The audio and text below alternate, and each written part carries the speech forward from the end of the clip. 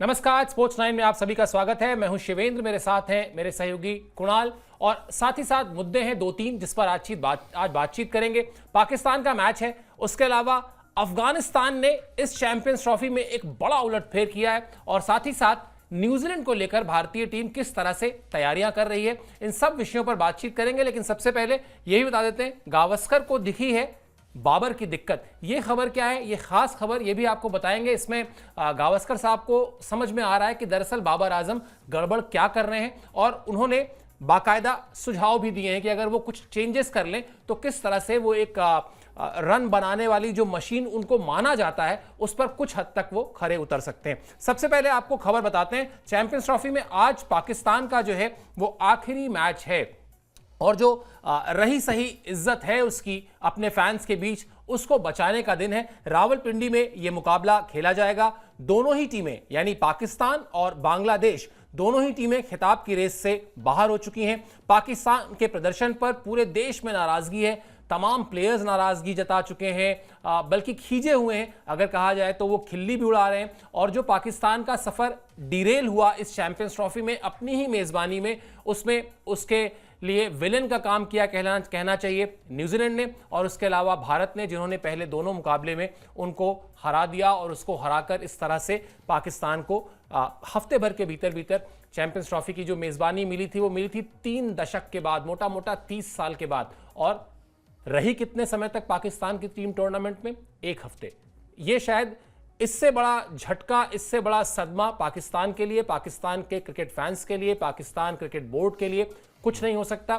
कई बार लगता है कि वो जो पाकिस्तान के लेजेंड्स थे कुणाल, वो चाहे फजल महमूद रहे हो, चाहे हनीफ मोहम्मद रहे हो, जो अब इस दुनिया में नहीं है, या जो अब इस दुनिया में हैं भी और क्रिकेट से बहुत दूर हैं, अपने बुढ़ापे में हैं, उनको क्या लगता होगा किस तरह से पाकिस्तान को वर्ल्ड क्रिकेट के नक्शे में जगह दिलाई थी, इज्जत दिलाई थी, साख बनाई थी उसकी, और कैसे वो धीरे धीरे एक एक करके वो जो पूरा का पूरा ध्वस्त होता जा रहा है मामला। चलिए खैर, ये जो मैच है यही है कि बस अब आप अपने फैंस की जो इमोशंस पर आपने बहुत तगड़ी चोट लगाई है उस पर थोड़ा सा मरहम लगा दीजिए। बिल्कुल जी, दो ऐसी टीमें बांग्लादेश और पाकिस्तान, देखिए दोनों सेमीफाइनल की रेस से बाहर है, ठीक है। मगर यहां पर क्या है ना, बांग्लादेश के पास खोने को वाकई कुछ नहीं है, ठीक है। पाकिस्तान के पास खोने को है जो बची कुछ ही इज्जत है, अगर मान रहे हैं कि भाई कुछ बची हुई है, ठीक है, तो वो भी खोने को जो है वो बचा हुआ है। बांग्लादेश के पास खोने को कुछ नहीं बचा हुआ है। तो दोनों टीमें जो है वो एक्सप्रेस करेंगी अपने आप को, क्योंकि अब यहां पर आप सेमीफाइनल की रेस से बाहर हो। अब आप पे वो प्रेशर नहीं है कि भाई आपको ये करना है, वो समीकरण, इतना रन रेट, वो रन रेट, आपको यहां पर जाना है, एक्सप्रेस करना है और दिखाना है कि भाई ठीक है, 2 मैचेस हमारे अच्छे नहीं पड़े, हम हारे हैं 2 मैचेस बैक टू बैक, मगर हमारी टीम उतनी बुरी नहीं है, ठीक है। हम अपना कॉम्बिनेशन ठीक नहीं बैठा पाया, जो भी कुछ हो गया। बांग्लादेश को एक बार फिर वर्ल्ड को दिखाना है कि भाई हम जो है बड़ी टीमों को अब जो है वो अपसेट कर सकते हैं, और उसको अपसेट ना ही कहा जाए तो अच्छा होगा। वो बांग्लादेश को साबित करना है, पाकिस्तान को सिर्फ बचाना है।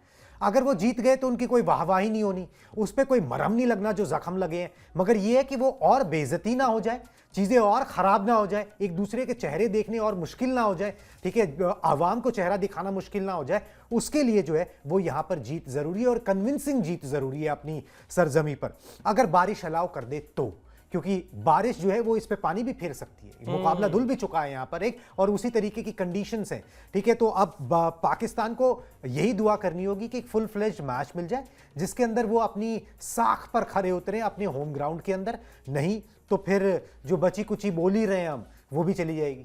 बिल्कुल, कम से कम वो जो पिछले मैच में हार के बाद कोई भी तर्क, कोई भी दलील नहीं बची हुई थी, कोई भी साथ में खड़ा होकर वकालत करने को नहीं तैयार था पाकिस्तान की टीम की। कम से कम बांग्लादेश की टीम को अगर हरा दिया तो आज से 1 हफ्ते बाद, तुरंत तो नहीं लेकिन 1 हफ्ते बाद धीरे धीरे ये कहने वाले लोग मिल जाएंगे कि चलिए वो पहले 2 मैच खराब चले गए, वरना अगर 2 में से 1 मैच भी अच्छा गया होता हमारा तो शायद ये स्थिति नहीं आती। फिर उसके बाद कुछ लोग ये भी कहना शुरू कर देंगे कि दरअसल वो दूसरा मैच तो इसलिए खराब हो गया क्योंकि हमको दुबई में जाके खेलना पड़ा, वरना शायद हम बच जाते। तो कम से कम कुछ बहानेबाजी के लिए पॉइंट मिल जाएंगे, और अगर नहीं है तो हमने दे ही दिए।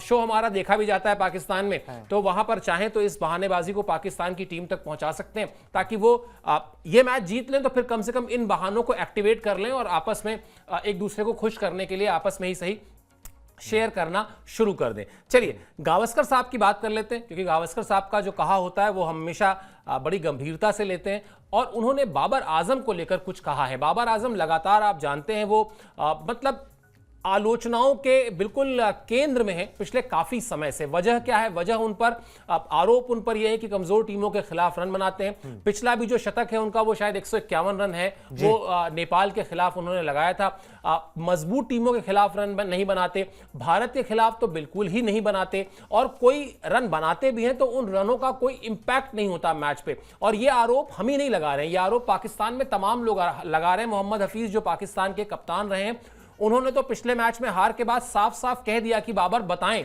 कि पिछले 10 साल में उन्होंने भारत के खिलाफ कितने मैच जिताए हैं, या सेना कंट्रीज में यानी साउथ अफ्रीका, इंग्लैंड, न्यूजीलैंड और ऑस्ट्रेलिया में उनको कितनी बार मैन ऑफ द मैच मिला है। वो तो लेके बैठे हुए थे आंकड़े, बोले बता दो साहब कितनी बार मिला है, और अगर नहीं मिला है तो फिर किस बात के लेजेंड हैं ये बाबर आजम। गावस्कर ने क्या कहा है वो आपको बताते हैं। गावस्कर ने एक तरीके से सलाह दी है, और इतने बड़े बल्लेबाज का सलाह देना मतलब इस पर चर्चा होनी चाहिए। बाबर क्रीज पर पैरों को बहुत फैलाकर खड़े हो रहे हैं, इससे उन्हें बैकफुट और फ्रंट फुट पर आने में दिक्कत हो रही है। अगर वो थोड़ा बेहतर संतुलन के साथ खड़े हों तो उनकी लंबाई ज्यादा होगी। पैरों के ज्यादा फैलने से वो लंबाई कम होती है। लंबाई बढ़ते ही वो गेंद की उछाल और मूवमेंट को बेहतर समझ सकेंगे। अगर वो ऐसा करते हैं तो उनके प्रदर्शन में सुधार आएगा। आप बहुत ज्यादा टेक्निकल है, लेकिन मैंने बहुत कोशिश की कि उसको जितना ज्यादा से ज्यादा आसान करके अपने सब्सक्राइबर्स को समझाया जाए। उनका सिर्फ यही कहना है कुणाल की पैरों को बहुत ज्यादा खोल ले रहे हैं। बिल्कुल पैरों को ज्यादा जब खोल लेंगे आप तो स्वाभाविक तौर पर आपकी हाइट जो है वो कम हो जाएगी। अगर आप पैरों को समेट लेंगे तो आप बेहतर लंबे दिखाई देंगे, और फिर शायद गेंद का जो बाउंस है या गेंद कितना कैरी कर रही है, जो गेंद में मूवमेंट है, सीम है, स्विंग है, वो शायद गावस्कर का ऐसा कहना है कि ज्यादा बेहतर समझ में आएगा। अब गावस्कर ने जो कहा है उसको बाबर आजम माने, बाबर आजम ना माने, ये सारी चीजें बात की हैं। ये बयान मैं तो ये मानता हूं कि आज के जमाने में ये तो हिंदुस्तान में दिया गया बयान है जिसको पाकिस्तान पहुंचना है। अगर कहीं अंटार्कटिका में भी कोई बयान दिया जाए ना, वो 24 घंटे के भीतर पूरी दुनिया में घूम जाता है ड्यू टू सोशल मीडिया। हर चीज यहां से वहां शेयर होती ही है। तो मैं ये नहीं मान सकता हूं कि गावस्कर की ये बात अब तक बाबर आजम तक नहीं पहुंची होगी, पहुंच चुकी होगी। वो इसको मानते हैं नहीं मानते हैं ये उन पर निर्भर करता है। मेरा प्रश्न ये है कि साख जिस तरह से पाकिस्तान की टीम की आपने कहा या मैंने कहा कि बची खुची इज्जत जो है वो साख पे है, आज बाबर आजम की इज्जत भी साख पे होगी। बिल्कुल जी। और कई अब ये बार बार बोल बोल के ना, मतलब या तो बाबर आजम सुन के नहीं थके, हम लोग तो, और पाकिस्तान में जो भी जानकार हैं, जो पूर्व क्रिकेटर्स हैं, जो मीडिया है, जो एक्सपर्ट्स हैं, वो भी बोलते हैं कि भाई उनकी साख दाव पर लगी हुई है। उनको वो अथॉरिटी को बार बार स्टैंप करना चाहिए कि अगर मैं बेस्ट हूं तो वो बेस्ट दिखे, वो मैदान पर बेस्ट दिखे और बेस्ट टीमों के खिलाफ दिखे। वो हो नहीं रहा है। अब जो गावस्कर साहब ने बात की है बिल्कुल ठीक है। मैं खुद ही अभी जब भी आप पढ़ रहे थे तो मैं सोच रहा था वो बिल्कुल ठीक बात है। अगर आप पैर खोल के खड़े होगे ना तो आपका मूवमेंट नहीं होता, ना आगे ना पीछे की तरफ, फिर आप कहीं स्टक हो जाते हो बीच में। अब बाबर आजम इसी तरीके का स्टैंस लेके खड़े होते हैं। कभी कामयाबी उनको मिली होगी, मगर अब जब लगातार नाकामी मिल रही है तो बदलने में कोई हर्ज नहीं है। जब विराट कोहली अपनी चीजें बदल सकते हैं तो फिर बाबर आजम को क्या ही सोचना। वो उनसे ऊपर तो हो नहीं गई, या वो अपने उनसे ऊपर अपने आप को मान रहे हैं तो फिर किसी वंडरलैंड में जो है वो जी रहे हैं अपना। आपने सही बात बोली है कि बाबर आजम के ऊपर जो है वो तलवार लटकी हुई है, सब कुछ हुआ हुआ है। जो सलाह है वो भी उनको माननी चाहिए। वो आप सुनील गावस्कर की सलाह तो अलग बात है, वो अपने घर में अपने लोगों की सलाह नहीं मानते हैं, चाहे वो वसीम अकरम सलाह दें या वकार यूनिस सलाह दें। कई बार वो बोल चुके हैं कि इसको ओपन नहीं करना चाहिए, ठीक है, ओपन में मत आओ। जब इनका जो PSL भी होता है वहां पर भी वो ओपनिंग के लिए जो है अपने आप को एडमेंट हो जाते हैं। वसीम अकरम ऐसे ही उनकी एक टीम के कोच भी थे, उन्होंने बोला कि भाई, मैंने इसे बोला कि भाई तू ओपन मत कर, तू अपना मिडिल ऑर्डर में ही रहे, मगर वो बोल रहा नहीं मैं ओपन करूंगा। तो जब आपको खुद को ही ज्ञान बतेरा हो, जब आपको खुद को ही इतना ज्यादा वो हो, तो फिर आप किसी की सलाह मशवरा मानते नहीं हो, और फिर नतीजे जो है अगर आ नहीं रहे तो फिर तो आप पे तलवारें लटकेंगी ही, आप पे लोग जो है वो बात बनाएंगे ही। मगर इनके जो कोच हैं आकिब जावेद साहब, उन्होंने बड़ा इंटरेस्टिंग बात बोल दी है। उन्होंने बोल दिया कि भाई अगर बाबर नहीं तो कौन, बताएं मुझे कोई आके, ठीक है, अगर बाबर नहीं तो फिर कौन, आपके पास विकल्प है क्या, ठीक है, कोई और अगर आपके पास उतना टेक्निकल अच्छा कोई बल्लेबाज है क्या जिसके इतने रन हो, ठीक है, तो हमारे पास विकल्प ही नहीं है। उन्होंने प्रेस कॉन्फ्रेंस में ये बात बोल दी कि भाई ऐसा नहीं है कि टीम खराब है, ऐसा नहीं है कि बाबर आजम खराब है, और अगर आप जो बोलते हो कि भाई बदल दो, ये कर दो, वो कर दो, तो किसको ले आए?